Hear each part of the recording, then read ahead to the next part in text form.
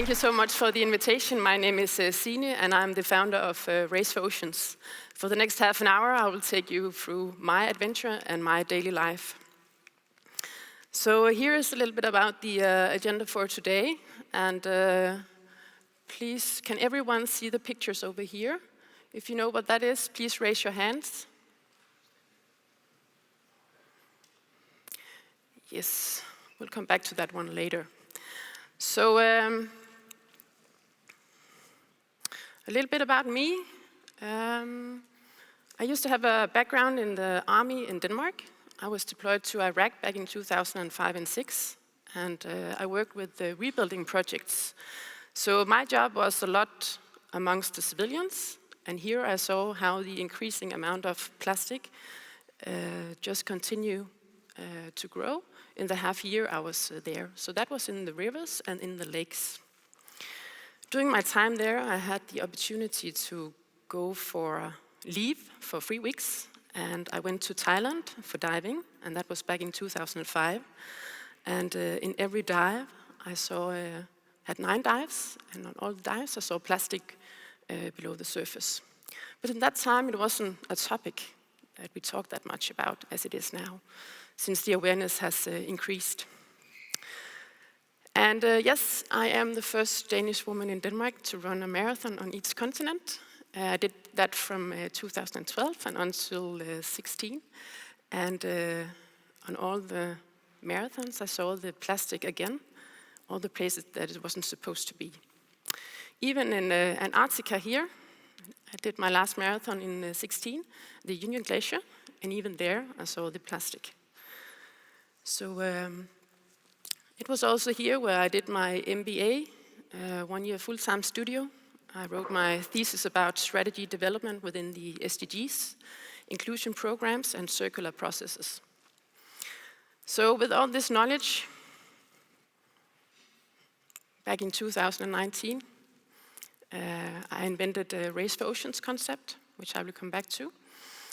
But this shows a little bit about my passion for ocean. I'm actually not in love with the ocean, but I'm standing here because of the ocean, and because my life depends on the performance of the ocean. And so do yours also.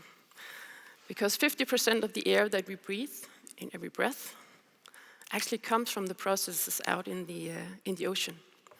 And I think that was a lesson we had back in 4th or 5th grade, but then we just simply forgot it.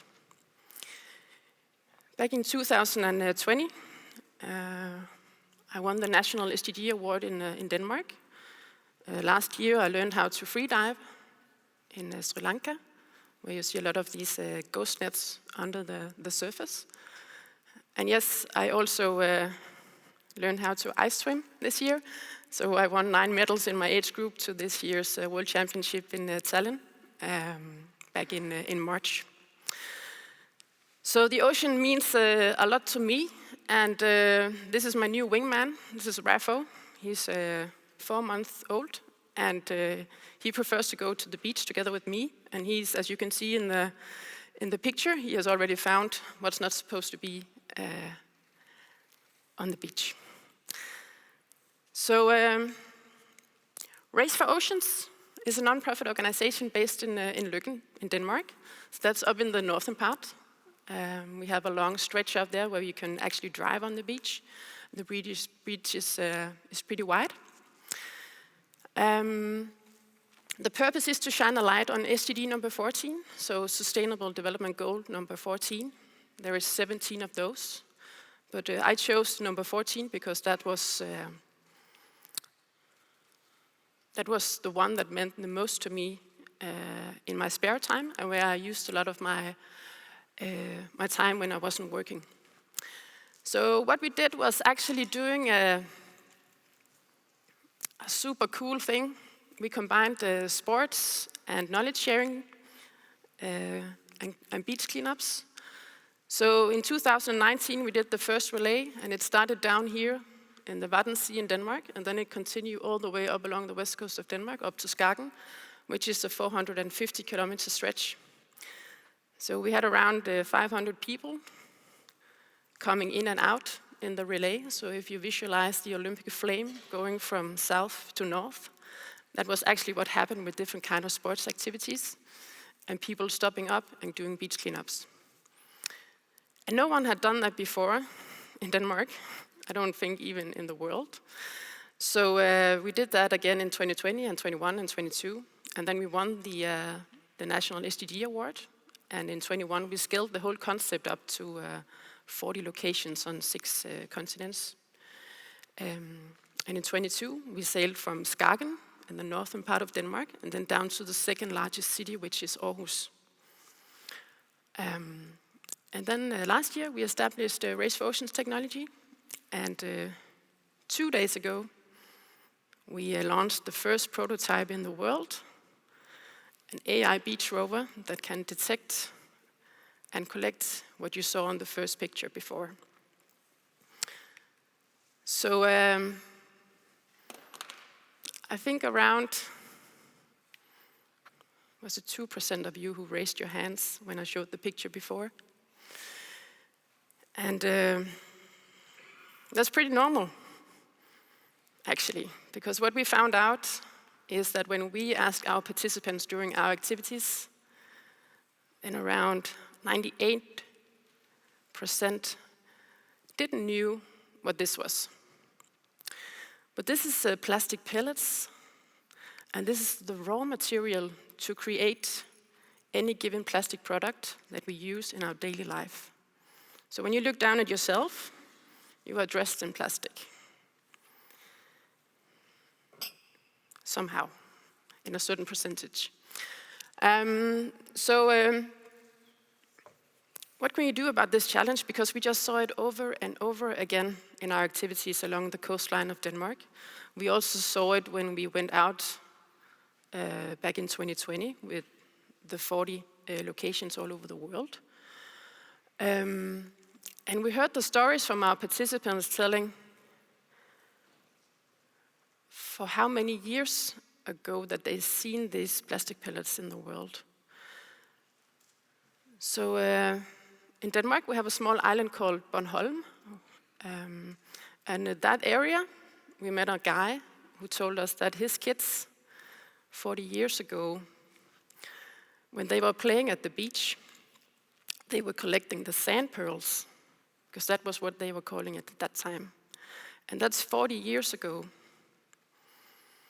Then last year we spoke to an old man who asked us during a beach cleanup, "What are you guys doing here?" And then we showed him a handful of the plastic pellets. And then he just said, "Oh my God, those small fuckers, I know them." And we were like, "Okay, tell us a story." And he did, because he used to work for one of the largest container ship companies here in Denmark, or here in the world. And he actually told us that back in the 60s, how they handled the plastic pellets on the deck on the ship. And the plastic pellets, they were literally sailing on the deck back then. And that's 60 years ago. So the reason why they end up in nature is there's 3 steps. So the first steps is when you produce the plastic pellets, so at the production site. If any of you ever get the chance to come out to a plastic product site, then I think you will be a little bit amazed. Because the plastic pellets, you can see them in most production sites when you step into the production, and they will be lying on the floor. And you can also find them outside the production site. That is the way that you have handled this for many years. Then the second one is the transportation. So if you have like a container ship, which loses a container with plastic pellets, then it comes out and goes further out into nature. And then the third one is when we want to produce the plastic products that we use in our daily life. Then again, on the production side, you will find the plastic pellets on the floor and also outside of the production area. Last year, the EU Commission updated the numbers. And it doesn't matter how many times I read it, I can still not understand it, because the number is just so large. But between 52 and 184,000 tons of plastic pellets are released into the environment every year in the EU alone. And that has been going on for decades. Luckily, due to all the good awareness that has been going on for the last years, or the last, I would say, 2 decades, especially the last decade, then regulation is on its way. Both in an international scale, but also in the EU, we will see some regulations on how to handle the plastic pellets. Because this is simply a spill that is, I'm sorry to say, but it's just too stupid. And that's also because we don't have anything to clean this up. Yeah, we can use the 2-finger systems, but with that amount, I don't think the next generation they will use all their time on doing that. So, due to my background from the military, I am really into technology, especially AI and drones and robots. So the many hours I have spent on the beach, I was like, how can we find a loose solution to clean this up? How can we utilize the technologies to help us in the future with this one? So we started to collect our own data set because in Denmark, there's actually not so many data about plastic pellets. And the plastic pellets is between 2 to 6 millimeters in diameter. So it is microplastic, but it has never been a product. So it shouldn't even be there, right? So we started in 22 when we sailed up from Skagen and then down to Aarhus. The purpose was, of course, to find the plastic pellets, but it was also tried to use technology for the first time in our activities. So we visited 13 harbors, and in 11 out of those, we found plastic pellets. The technology that we used was a UV drone to connect with the participants in our activities in the harbors. So you could download the app, and then you can see directly what the underwater drone was seeing beneath the surface. Because one of the challenges that we see here is that also when not so many of you were raising your hand when I asked the question, is that how can you do something about something you cannot see? So that is why we went out to start finding our own data sets. And the next one we did was last year in week 7 and 8. We took the whole stretch along the west coast, so 450 kilometers, over 10 days, where we had 40 stops. We were a team of 4 people, and the purpose was to collect image data of plastic pellets, and then test 2 different kinds of industrial cameras with UV filter on, and then also use Android and iPhone to collect image data, and also physically to collect the plastic pellets. The result here was that we took more than 15,000 pictures of the plastic pellets in their real environment, and then we collected 5,174 plastic pellets on 38 locations. The reason why we didn't find at all 40 locations was that the 2 last beaches, they were washed away during a storm. So then we also worked together with Aalborg University and the Alexandra Institute in Denmark. And the institute were given all the data, and they qualified some AI models to use for the future brain in a rover. But the collected plastic pellets were also looked at, and that was the largest recycling company in Denmark who did that. And unfortunately, the plastic that we collect, there's no recycling potential in it.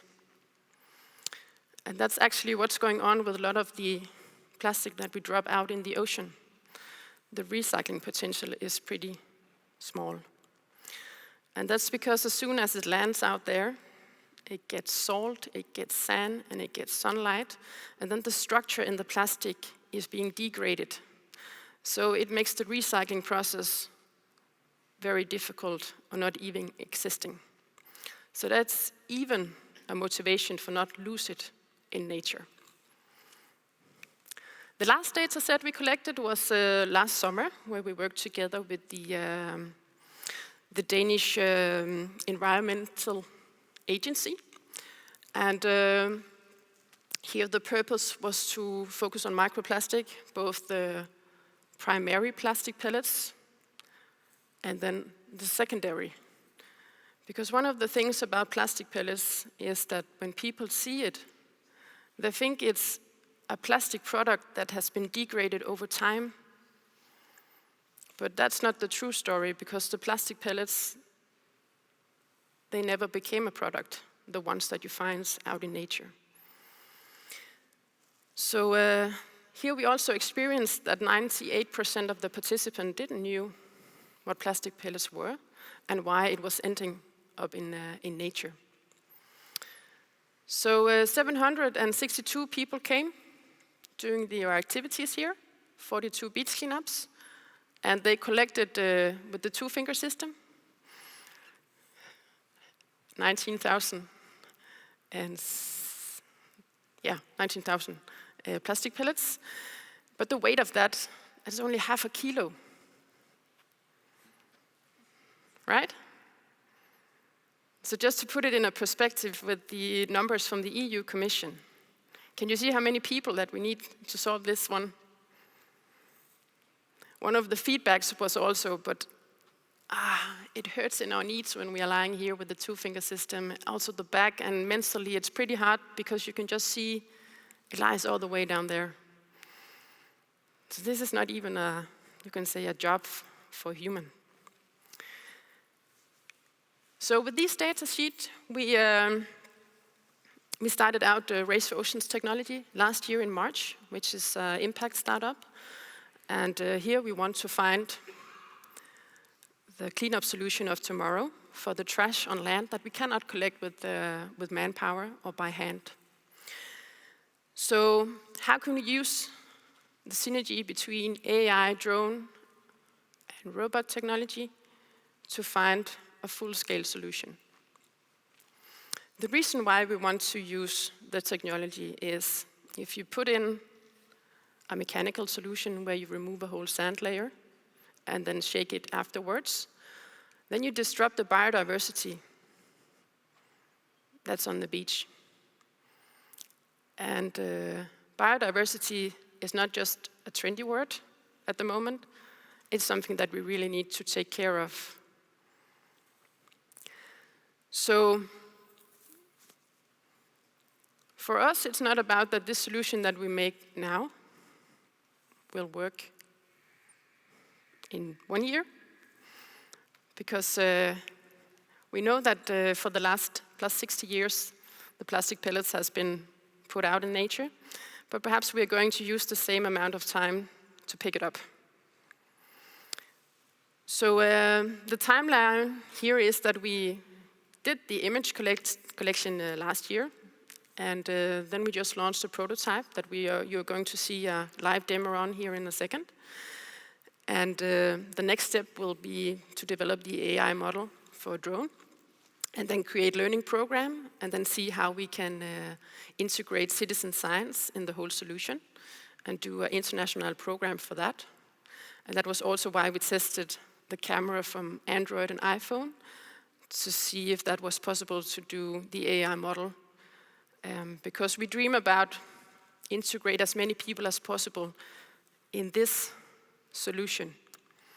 Because if people all over the world can help us with doing small video clips of the challenge on the beaches, upload them via web app, and then help us training the AI model, then it can be a way for people to contribute into this solution and be part of the solution. So here we have Simon in the green jacket to the right, which you will meet in a short moment. And then we have Troels in the middle, which is our CTO. And What we actually did is this prototype rover, and it is trained for collecting the plastic pellets in an indoor environment. And when I say indoor, that is because this one, it isn't dressed for outdoor use yet, but it will come. So shall we see if Simon is available now?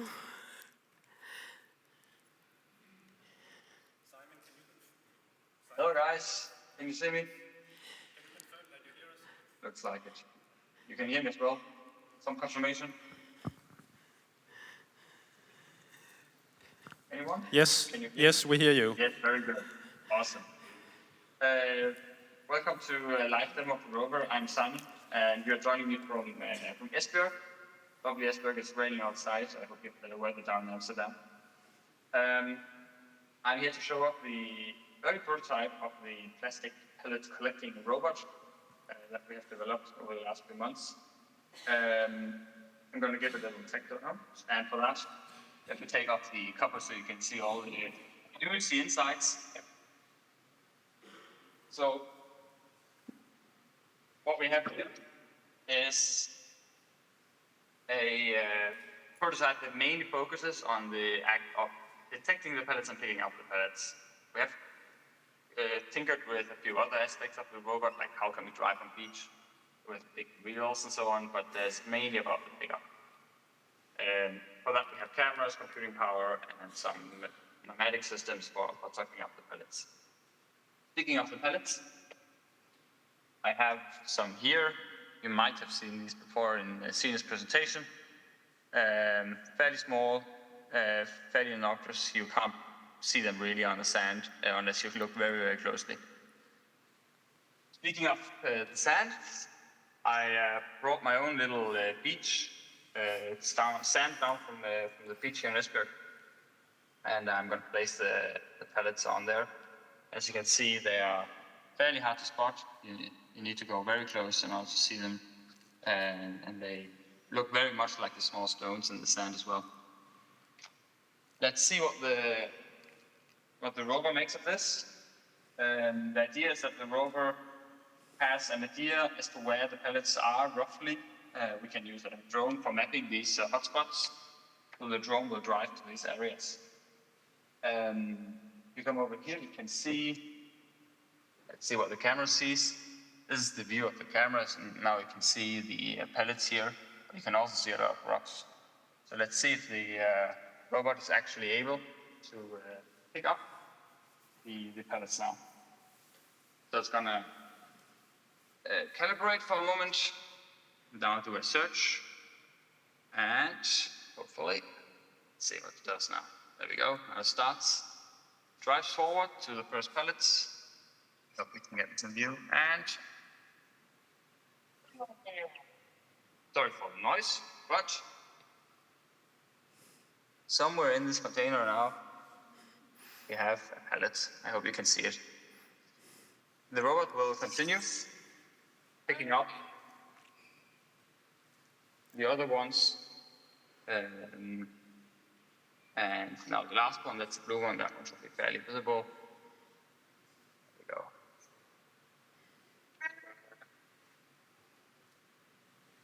That one ended up in there as well. Now we can see, great reveal. We have picked up all 3 pellets and a bit of sand. Awesome. If you have further questions about the rover, there's a Q&A session afterwards. But now, back to Signe. Thank you, Simon.